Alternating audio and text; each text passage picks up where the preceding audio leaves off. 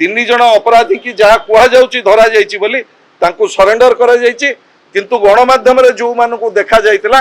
जन को मध्य आज पर्यंत गिरफ करा जाई नाही। राज्य रे विपर्यस्त आईन श्रृंखला परिस्थिति रो जो चरम अवगति होइछि एवं विशेषकर जाजपुर जिलार धर्मशाला निर्वाचन मंडली रे निर्वाचन परठारु आज पर्यंत 10 मास भितर जो भली भाव में पुलिस प्रशासन हाथबारिश रे जो भली भाव में अपराधीमूलक कार्य सृष्टि करा जाउची एवं स्थानीय विधायकों प्ररोचन रे जाजपुर पुलिस प्रशासन एवं विशेषकर पुलिस अधीक्षक एसपी अच्छी तांको नॉलेज रे जो भली भाव में घटना घटी एवं निर्वाचन पर आज पर्यंत 8टी घटना घटिलानी से संपर्क में जाजपुर जिला पुलिस संपूर्ण निरवदोष्टा साजिची एवं जो भली भाव में जड़े पूर्वतन विधायक को मरणांतक आक्रमण करा जायछि आज पर्यंत मध्य जो मानकु आपण माने गणमाध्यम रे देखैतिले से घटना सहित संपृक्त कौनसी अपराधी की आज पर्यंत गिरफ करा जाई नाही। आरुआ गाँ को जेतेबेले पूर्वतन विधायक जीतू बलवंतरा जाइतिले सेतेबेले तांको मरणांतक आक्रमण करा जाइतिला एवं आपण मानकर गणमाध्यम रे से कथा सबू भल भाव में प्रदर्शित करथिले एवं जाजपुर जिलार धर्मशाला रे जो आईन श्रृंखला जो प्रकार चरम विपर्य घटी से संपर्क में राज्यवासी के आपण माने अवगत करथिले। आमे आशा करूथुलु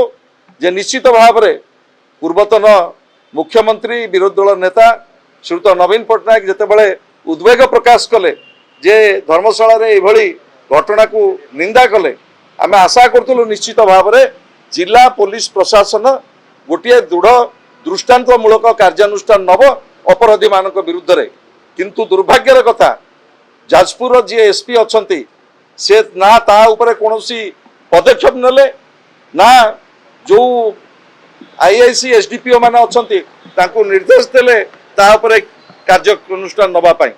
किंतु